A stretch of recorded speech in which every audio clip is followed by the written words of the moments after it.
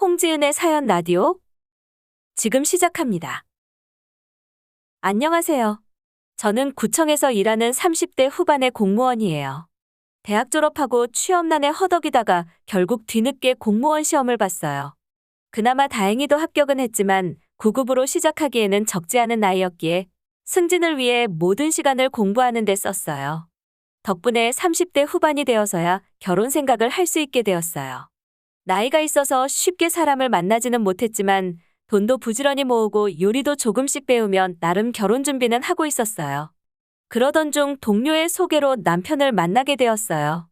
저보다 5살 연하이긴 했지만 저도 어디 가서 30대 초반처럼 보인다는 얘기는 많이 들었기에 어린 남자랑 다니는 것에 대해 스트레스는 없었어요. 물론 남편도 제가 나이 많은 것에 대해서 크게 거부감도 없었고요. 남편이나 저나 어린 나이는 아니었기에 만난 지 2년 되던 해에는 자연스럽게 결혼에 대해서 얘기를 나누고 있었어요. 그때쯤부터 해서 남편은 저희 집에 인사도 드릴 겸 해서 종종 찾아뵙곤 했었는데 저희 부모님이야 당연히 좋아하셨어요.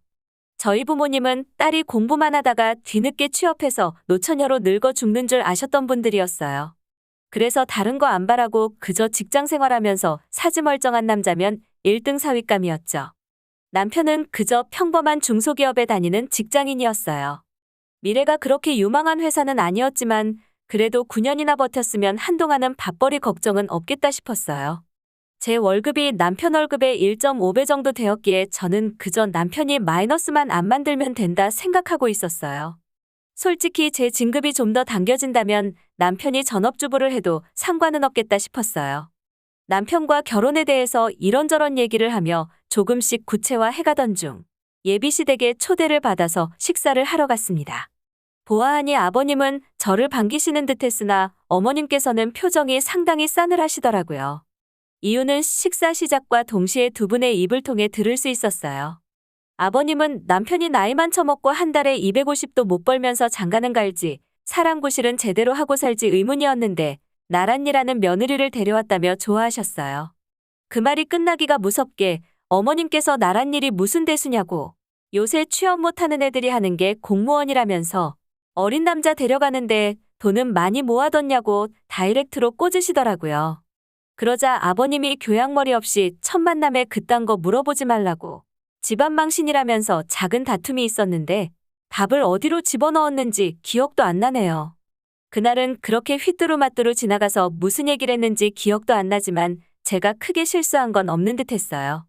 저는 부모님이랑 같이 살면서 임용 이후에는 줄곧 공부만 했기 때문에 당연히 돈 쓸 틈이 없었어요. 친구들도 몇 없었지만 대부분이 시집을 가서 만날 친구도 없었고요. 덕분에 제가 7급 달고 근무하던 10년 차에는 1억 5천 정도가 모였습니다. 남편은 직장을 7년 다녔지만 모은 돈이라고는 4천만 원이 전부였어요. 아쉽긴 했지만 크게 상관은 없었습니다. 제 입으로 이런 말하긴 좀 그렇지만 어쨌든 전 철밥통이니까 남편이 그냥 자기 용돈 쓸 만큼만 벌어와도 저는 땡큐였어요.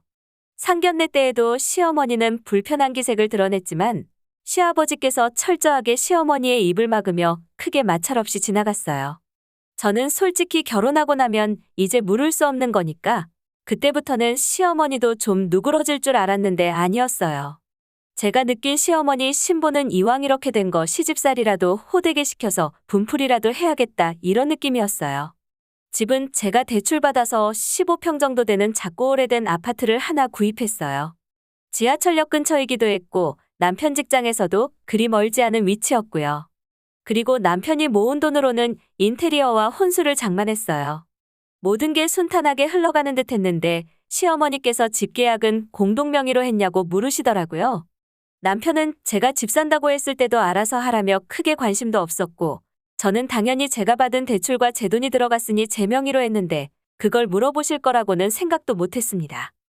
시어머니께서는 또 제 나이를 걸고 넘어지며 나이 어린 남자 데리고 살면서 욕심이 너무한 거 아니냐고 집이라도 공동 명의로 해줬어야 할 거 아니냐며 딴지를 거시더라고요.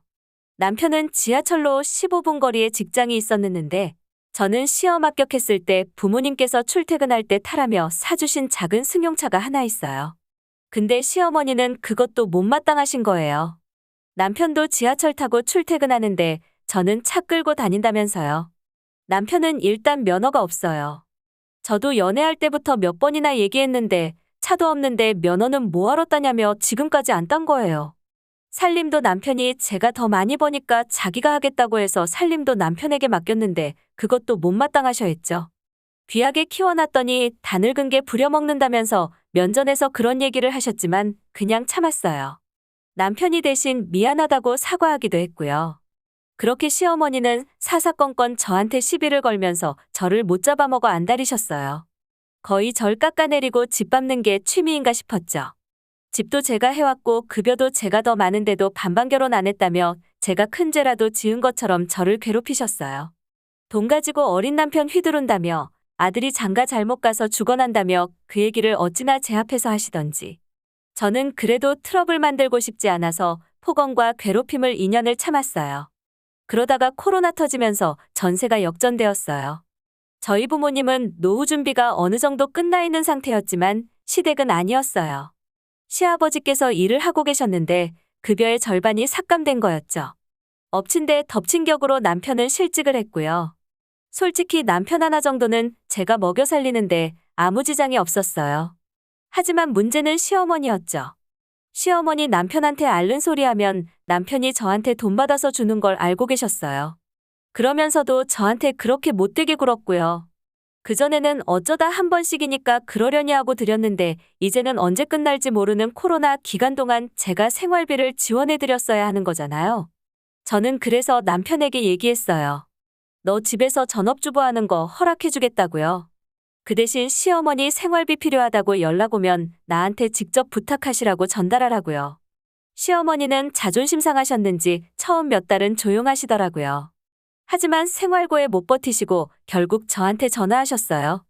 그렇게 결혼하고 1년 넘게 시어머니한테 한 번을 친절한 말을 못 들었는데 돈이 궁하시니 결국에 저한테 며느리 잘 지냈냐고 하시더라고요.